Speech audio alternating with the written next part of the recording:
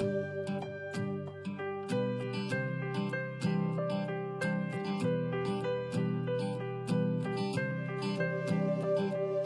hangin na humahaplo sa aking mga balat, ito ay nagmumula sa iyo.